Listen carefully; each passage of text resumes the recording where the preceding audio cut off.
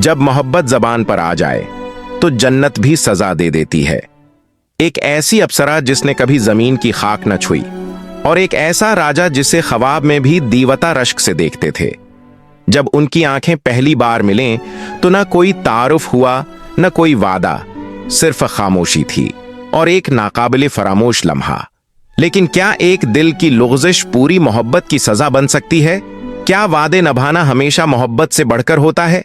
ये कहानी है उरूशी और पुरुओं की, जन्नत और जमीन के बीच टूटते रिश्ते, मोहब्बत, कुर्बानी और तकदीर की ऐसी आजमाइश की जो रहती है सदियों तक दिलों में गूंजती। जन्नत की गलती, मोहब्बत का इशारा, ये बहुत पुरानी बात है, इतनी पुरानी कि जब जमीन और आसमान के दरमियान फासला बहुत कम था।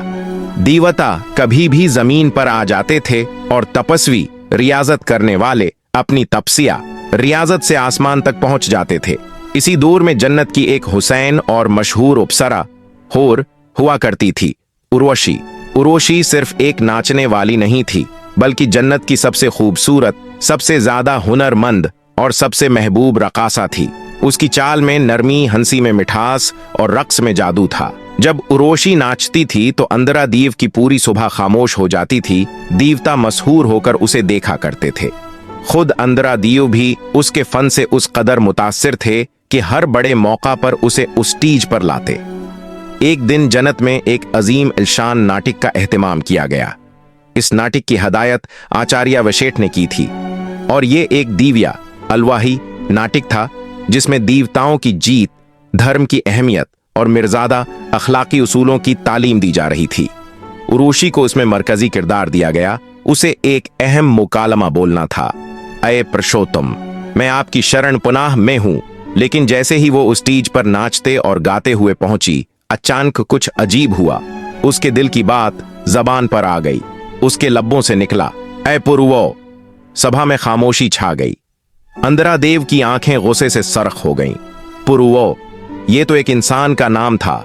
देवता हैरान रह गए कि एक जन्नत की अप्सरा का दिल एक इंसान पर कैसे आ गया। खुद उरूशी भी हैरान थी कि ऐसा क्यों कहा, लेकिन दिल की बात शायद जबान पर आ गई थी। सालों से उसके दिल में एक चेहरा अभरता था, एक बहादुर रोशन चेहरा, वही पुरुओ था। अंदरा दीव ने कहा, उरूशी, अब तुम्हें जन्नत से निकाला जाता है। जब तक तुम पुरुओं के साथ नहीं रहोगी, तुम जन्नत लौट नहीं सकती। उर्वशी के चेहरे पर कोई गुस्सा न था, बस एक सुकून था, जैसे वो तो यही चाहती थी, पुरुओं के पास जाना।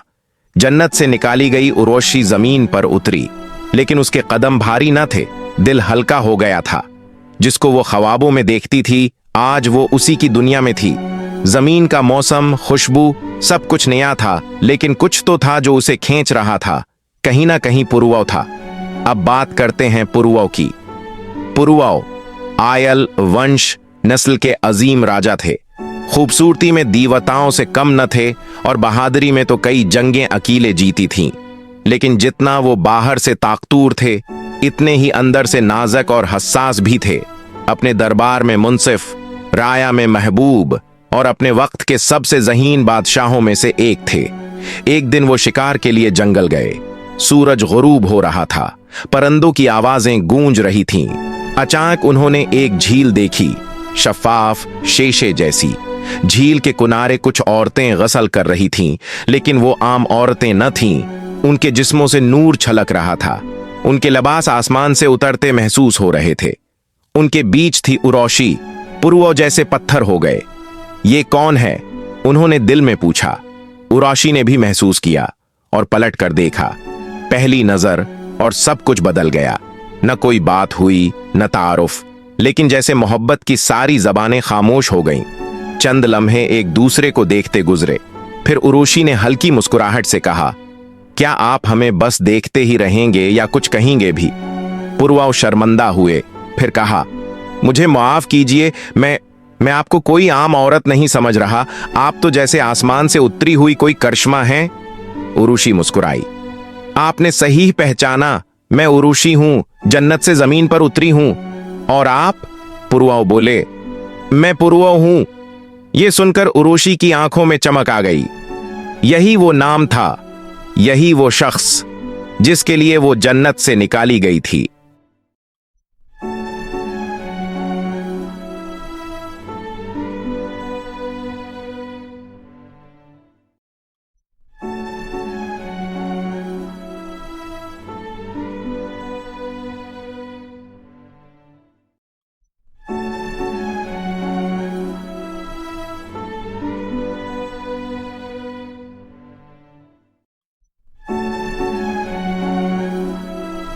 सब कुछ साफ था।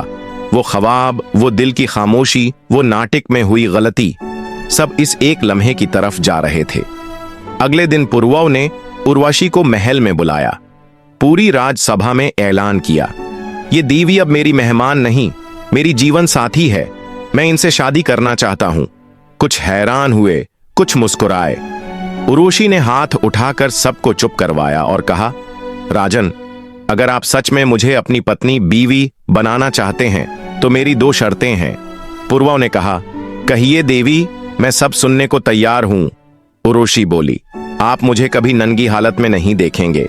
मेरी 2 बकरियां हैं जो मैं जन्नत से लाई हूं, वो हमेशा आपकी रक्षा हिफाजत में रहेंगी। अगर वो मुझसे अलग हुए तो मैं आपको छोड़कर चली जाऊंगी। राजा मुस्कुराए, अगर इन 2 शर्तों से तुम मेरी रानी बन सकती हो तो मैं उन्हें पत्थर की लकीर मानता हूं। फिर राजमहल में खुशियां छा गई। उर्वशी और पुरवौ का विवाह हुआ, जैसे जन्नत और जमीन का मिलन हो गया हो। फूल बरसने लगे, वीणाएं बजने लगे, पूरे नगर में खुशी की लहर दौड़ गई। उर्वशी अब जमीन की रानी बन चुकी थी, लेकिन तकदीर की साजिश अभी मुकम्मल नहीं हुई थी। जन्नत की गलती, मोहब्बत का इशारा, उर्वशी और पुरवौ का साथ दिन बह दिन गहरा होता गया। मोहब्बत, एहतराम और इंसियत से भरा रिश्ता दोनों के बीच था। राजा पुरवौ अपने वादे पर कायम रहे और उर्वशी भी एक वफादार और मोहब्बत करने वाली रानी बनकर रही। लेकिन तकदीर कब किसी के अख्तियार में आती है। एक रात की बात है, आसमान पर बादल छा गए थे, आंधी चल रही थी, राजमहल में सब सोए हुए थे। अंधेरे में अचानक कुछ चूर महल में घुस आए। उनका मकसद कुछ चोरी करना न था, वो आए थे उर्वशी की बकरियां चराकर ले जाने के लिए। बकरियों की आवाजें सुनकर उर्वशी की नींद टूट गई। वो घबराकर उठी और चीखकर बोली, पुरवौ, मेरी बकरियां, किसी ने उन्हें ले लिया। राजा फौरन बस्तर से निकले और बगैर सोचे समझे उनका पीछा करने दौड़े। पाजामा और चादर में थे और अचानक एक बजली कड़की। उसी लम्हे उर्वशी की नजर पुरवौ पर पड़ी। वो नंगे बदन में थे। यही था वो लम्हा, पहली शर्त टूट चुकी थी। उर्वशी की आंखों में आंसू आ गए।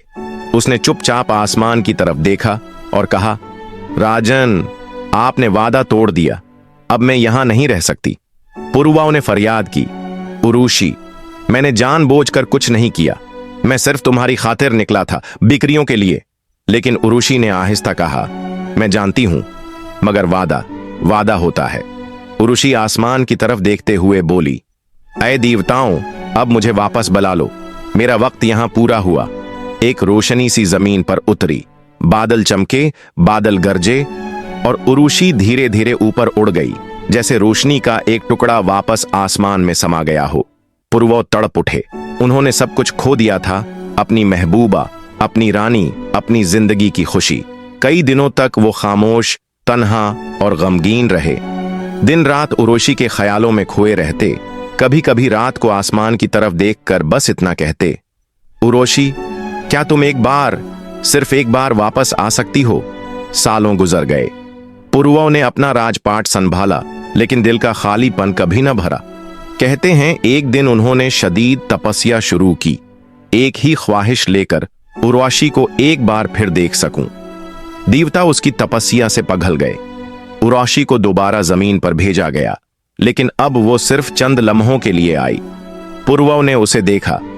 उसकी आंखों में वही मोहब्बत, वही चमक थी।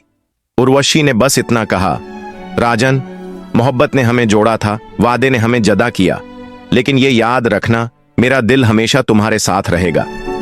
फिर वो रोशनी में बदलकर वापस आसमान की तरफ चली गई। इख्तिताम।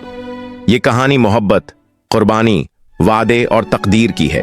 जन्नत की अप्सरा और जमीन के राजा की मोहब्बत वक्ती जरूर थी, लेकिन उसके जज्बात इज़ल से अबद तक की गहराई रखते थे।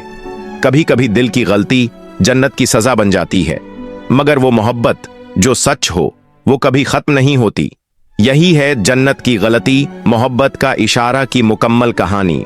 अगर आपको ये खूबसूरत कहानी पसंद आई हो तो वीडियो को लाइक कीजिए, हमारे चैनल को सब्सक्राइब कीजिए और इस कहानी को अपने दोस्तों के साथ शेयर करना मत भूलिएगा।